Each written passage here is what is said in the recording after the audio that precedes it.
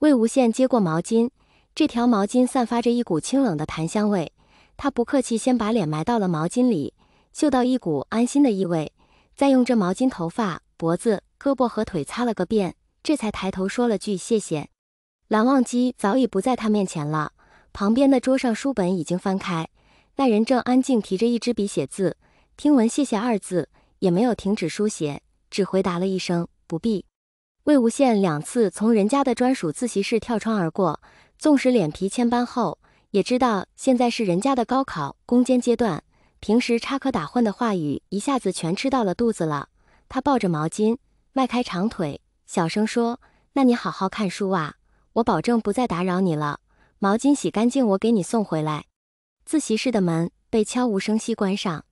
魏无羡坐在酒店房间的米色地毯上，一手支招下巴，认真地看着埋在松软床上的蓝忘机，另一只手无意识地在垂下来的床单上来回摩挲。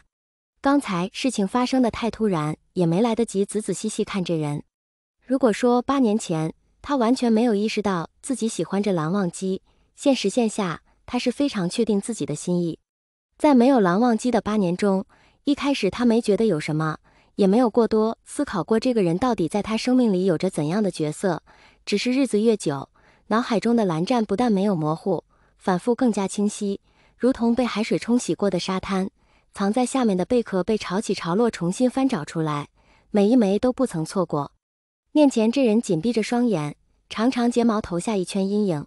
从前魏无羡从未看过蓝忘机睡觉，那个人在清醒时刻总是自带一股拒人千里之外的气质，也就只有他一直撩着人家，缠着人家，置别人这种不爱说话的习惯不顾，而且还非常自得其乐。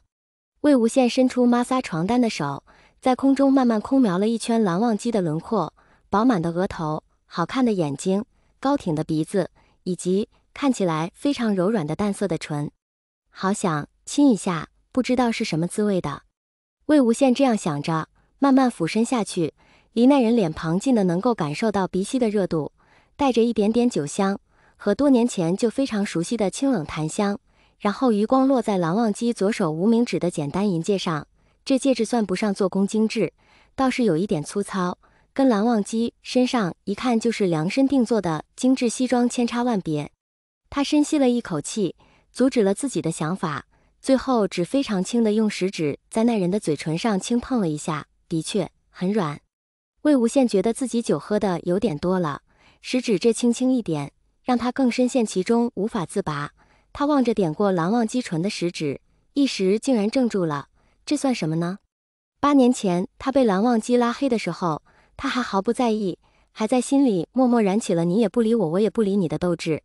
谁知时间走得越久，能迈出的步子就越小，他连再打一次电话的勇气都没有了。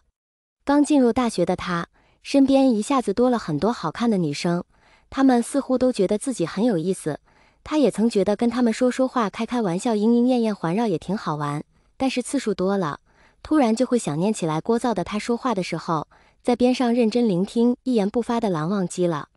魏无羡变得有点奇怪，他常常讲了一个笑话，把周围的男男女女逗得前仰后合，他却笑着笑着，声音戛然而止。他知道自己是想蓝湛了，就突然沉默，一言不发。可能只是不喜欢女生，魏无羡一度这样想。但是他看看身边的江澄，觉得更不可能是男人，只能是蓝忘机。